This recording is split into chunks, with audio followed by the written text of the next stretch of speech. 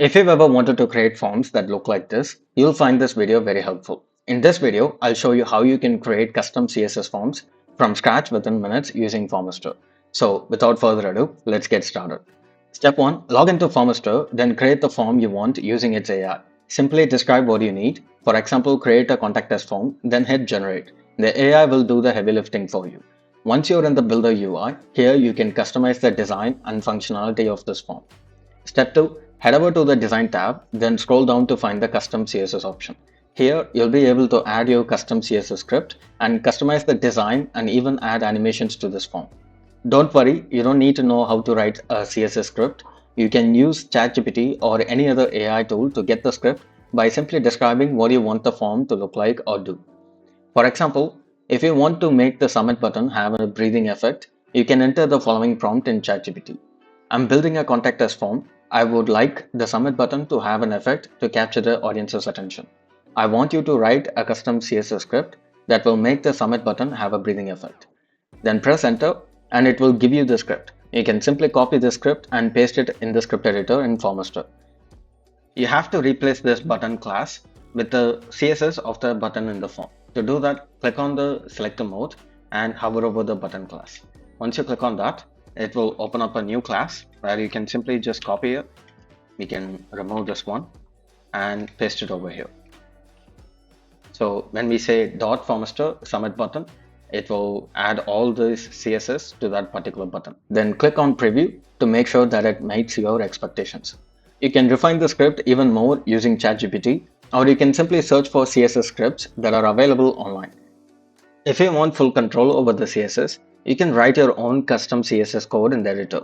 You can also customize the CSS of individual elements in the form. Simply toggle on the CSS selector mode, then hover over the form. You will see visual outlines showing which elements can be styled. You can select the background, the form, a specific field, its label, or its input box. If you hover over the individual elements, such as a button, you will see two options. Add class selector, which will apply the CSS style to all elements of that type in your form. Add individual selector, which will apply the CSS style only to that specific field. Choose the selector that best fits your needs.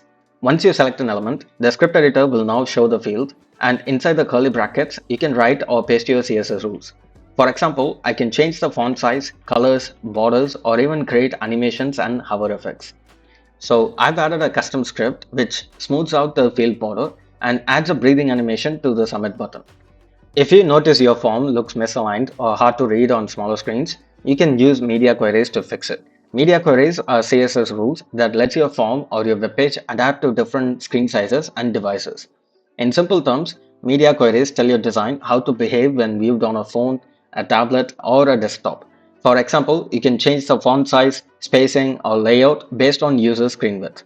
As for the script, this is how it looks. Make sure to use the preview button to preview on different devices. If your form feels dull or getting poor conversions, you can apply field focus effects to keep the respondent engaged. Field focus effect is a visual change that happens whenever a user clicks or taps on a form field, which helps them see where they are typing and stay focused. As for the script, this is how it looks. So let's preview this. If you notice, the field in progress gets a purple outline. You can also add an animation here. So after adding your styles, click on the preview to make sure all elements are aligned properly and responsive. Adjust your CSS if something looks off.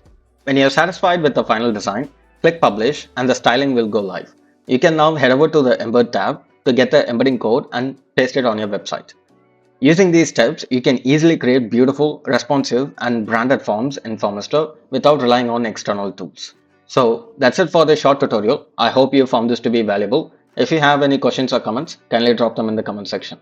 If you want to check out Formester, make sure to use the link in the description. As always, I will see you in the next one.